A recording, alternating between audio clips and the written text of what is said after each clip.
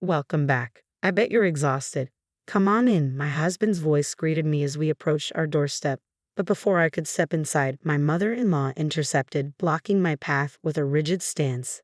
Jennifer, could you run a quick errand for us? It's just a small shopping trip. After all, you're the daughter-in-law. With a curt nod, she handed me a list, the door closing firmly behind her.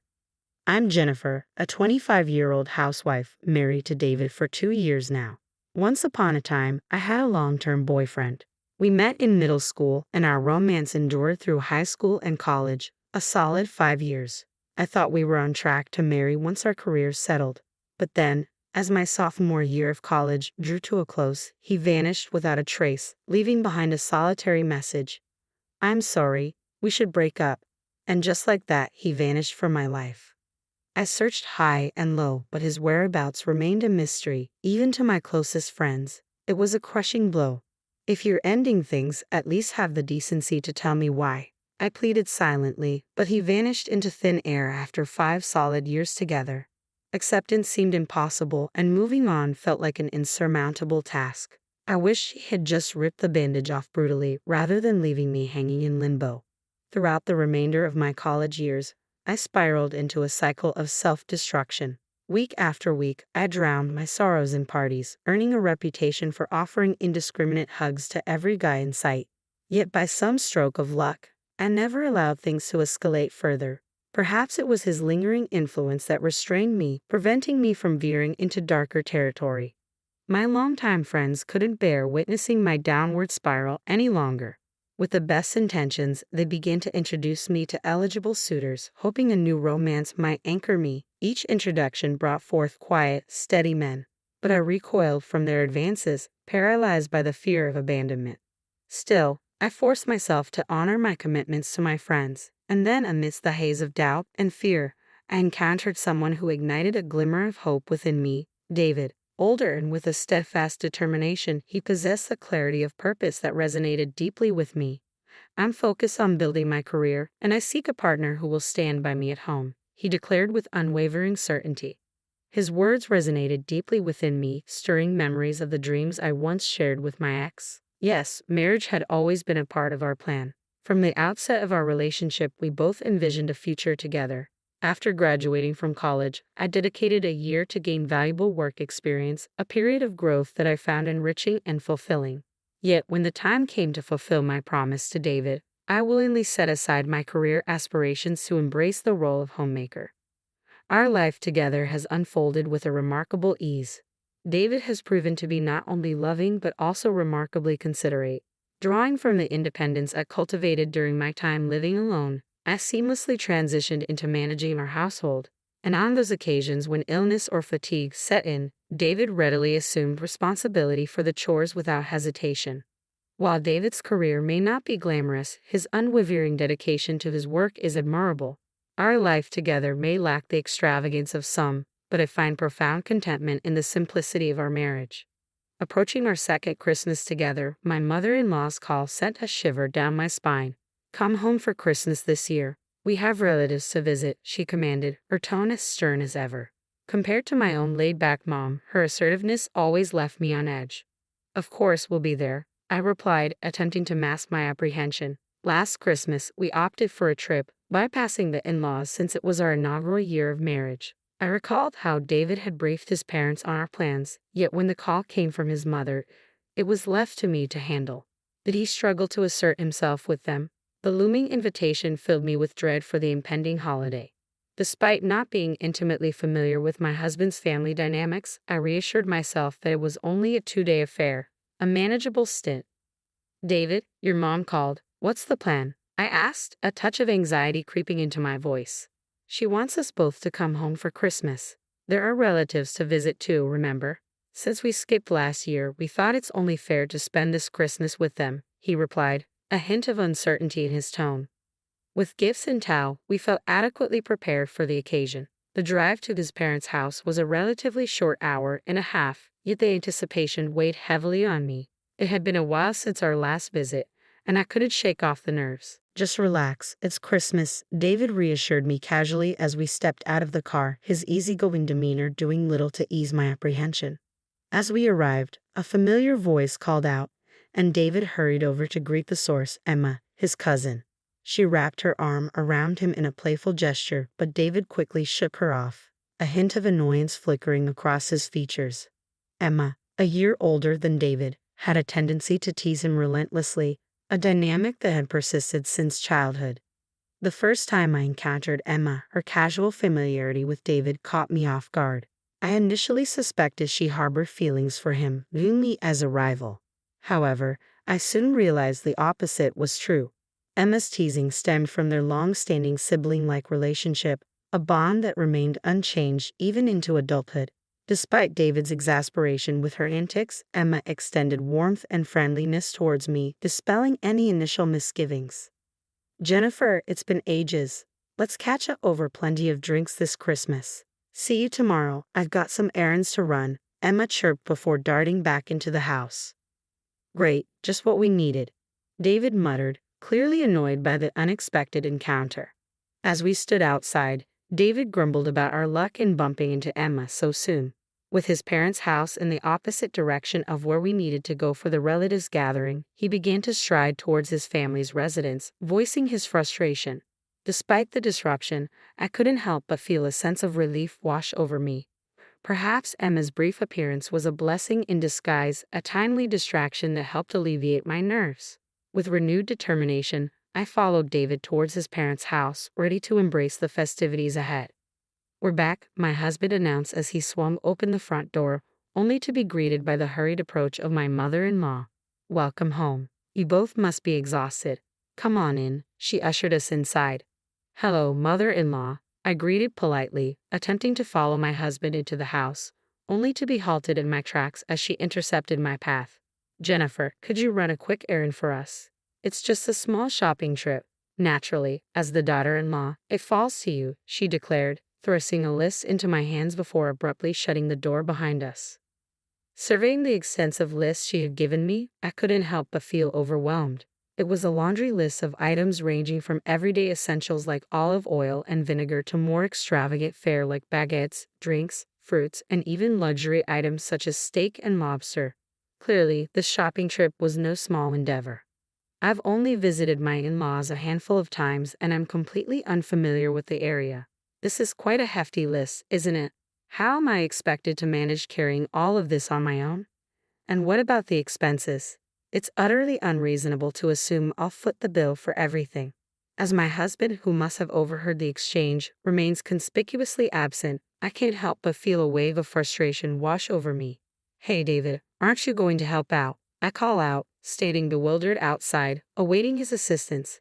Yet, to my dismay, all I hear is laughter emanating from within the house. "Ah, I see how it is. I'm being disregarded," I mutter to myself, refusing to be relegated to the role of a mere housekeeper on Christmas. Frustrated by my mother-in-law's blatant demands and my husband's indifference, I make the decision to leave, driving back home in a fit of anger. Determined to salvage what's left of the holiday, I procure food and drinks for a relaxing Christmas at home. However, as I settle in with a beer, I'm startled by an unfamiliar sound emanating from my husband's belongings. Fuming with anger towards my mother-in-law, I stormed off, driving home with my husband's luggage stowed in the car. Among his belongings was his phone, which began incessantly ringing, prompting my curiosity. I had never felt the need to snoop through his phone before, but now, I couldn't resist the temptation to glance at the caller ID. It was a woman's name. As I stood frozen, the call ended and a message notification appeared. With the messages displayed on the screen, I read a series of short sentences that pierced through me. "David, when are you coming back from the in-laws? I'm feeling jealous being here without you. I've put off seeing you for Christmas, but make sure to come to me as soon as you return." My heart sank as the reality dawned on me. My husband was cheating. In that moment, any warmth I felt towards him turned to ice. While I had previously brushed off my mother-in-law's harassment as a minor nuisance due to our infrequent encounters, discovering my husband's infidelity was an entirely different story. There's no way I can continue living in this shame of a marriage. With a sense of urgency, I attempted to unlock his phone, and to my disbelief, the password was my own birthday. Using my own birthday to secure a phone he's using to communicate with his mistress. The audacity. Swiftly, I gathered evidence of his affair. There was no need for a private investigator. His phone held all the damning proof I required. The exchange of messages and the contents of his photo folders painted a damning picture of his infidelity. Now, faced with the reality of his betrayal, I contemplated my next move. In a moment of boldness, I seized his phone and composed a message to his mistress. My wife has gone back to her parents' house after a disagreement, so we have the opportunity to spend Christmas together. Come over, I typed, pretending to be him. Almost immediately, her reply came through. I swiftly responded with our address and awaited her arrival. She promised to be there within an hour, and true to her word, the doorbell rang just 30 minutes later. That was remarkably fast. As I swung open the door, I was met with the unexpected sight of my husband, father-in-law, and mother-in-law standing before me, their expressions betraying a sense of dejection. "Oh, you're back." My mother-in-law's voice carried a somber tone as she and my husband exchanged glances. "What happened to you two? Let us in for now," she continued, gesturing for us to step aside. With a sense of bewilderment, I ushered them into the room. But as they entered, a voice caught my attention, one that didn't belong to my father-in-law. Who could it be? Turning towards the entrance, my eyes fell upon Emma, standing beside none other than my grandmother-in-law, my mother-in-law's own matriarch. I was taken aback by the unexpected appearance of my grandmother-in-law. "What brings you here?" I began, but before I could finish, she interjected, ushering us all inside. "Come on, David, and you too, Jennifer," she said, her tone softened by an apology. "I'm sorry for ignoring you earlier, Jennifer. And David, I apologize for any oversight on my part." Upon closer observation, both my husband and mother-in-law appeared visibly unsettled in her presence. Grandmother-in-law's piercing gaze bore down on them, a testament to her intolerance for wrongdoing and bullying. Though she could be intimidating in her directness, there was an underlying warmth to her character that endeared her to me. I had always admired grandmother-in-law for her candidness and genuine care for those around her. It turned out that Emma had confronted my husband about our absence, noticing our car missing from the parking lot. He had been lounging at home, completely unaware of my departure to Thetna's inquiry. Enraged, she had interrogated him, and in turn, he had shifted the blame onto my mother-in-law. Thus the truth about the shocking incident came to light.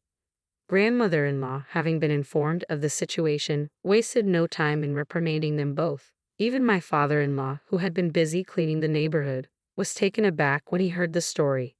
Meanwhile, I had intentionally turned off my phone, rendering myself unreachable. Concerned for my whereabouts, they had hurried home to find me. As we discussed the unfolding events, the doorbell interrupted our conversation once more. Unsurprisingly, it was her standing on the other side. "Emma, could you please answer the door?" I called out, and in response, there was a sudden commotion followed by voices in dispute. As I observed, my husband's complexion turned pale, signaling the arrival of an unexpected guest. The tension in the room escalated, and I struggled to suppress a rising sense of amusement. The situation reached its climax as the woman my husband believed he had invited attempted to flee, only to be intercepted by Emma and ushered into the room. A collective gasp echoed through the room as everyone laid eyes on her. I too was taken aback, not just by her presence but by her attire, a frilly headpiece and a fluttering miniskirt, resembling that of a maid's uniform. In that moment, the realization dawned on me.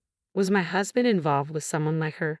The woman, under the impression that she had been invited by my husband, stood in shock, confronted by a room full of adults. "David, what's happening?" I demanded, my voice tinged with a mix of disbelief and frustration. David hesitated before reluctantly explaining, "Well, you see, this girl is, your mistress, right?" "What? How did you find out?" the mistress exclaimed, her face flushing with embarrassment as she glanced nervously between us. "Yeah, because I saw your phone. I gathered plenty of evidence from photos to messages." "I know everything," I interjected, my tone firm and unwavering. At this revelation, the mistress let out a panicked cry, pleading for help from both David and my mother-in-law. The unexpected plea for assistance from my mother-in-law left me stunned, raising more questions than answers. What ensued was sheer chaos. Emma and I grilled my husband about the affair, while my father-in-law and grandmother-in-law sternly questioned my mother-in-law about her mistreatment of me. It was made abundantly clear to all three that their actions were utterly unacceptable, and my mother-in-law was especially condemned for condoning the affair. The most shocking revelation was how my husband came to know the maid. Strangely enough, it was my mother-in-law who played a pivotal role in their encounter. She had developed an interest in maid cafes but felt awkward attending alone. So she enlisted my husband as her companion. They bonded over their shared enjoyment of the performances and began frequenting the cafes together, eventually leading to the affair. What baffled me even more was my mother-in-law's apparent fondness for the mistress and her willingness to turn a blind eye to the affair. I couldn't understand why she would allow her son's infidelity to continue unchecked, especially given the distress it caused me. With the holiday season looming, my husband and I made the difficult decision to divorce before Christmas. It was a choice mirrored by my father-in-law and mother-in-law, who also opted to end their marriage during their time at our place, witnessing 2 divorces in one go. As the proceedings unfolded, the mistress trembled visibly, her demeanor reflecting a mixture of fear and uncertainty. Under Emma's watchful gaze and stern tone, she seemed to shrink with trepidation. Perhaps the notion of marriage had become a source of trauma for her. But that was no longer my concern. After reaching a settlement with my husband, the mistress, and even my mother-in-law, I reclaimed my freedom as a single woman once more. I secured a job and embraced the newfound sense of independence that came with it. Life was good, and I relished the opportunity to chart my own course forward. After the divorce, something unexpected occurred in my life. Emma and I had developed a close bond and become drinking buddies. Today, we plan to go bar hopping together once more.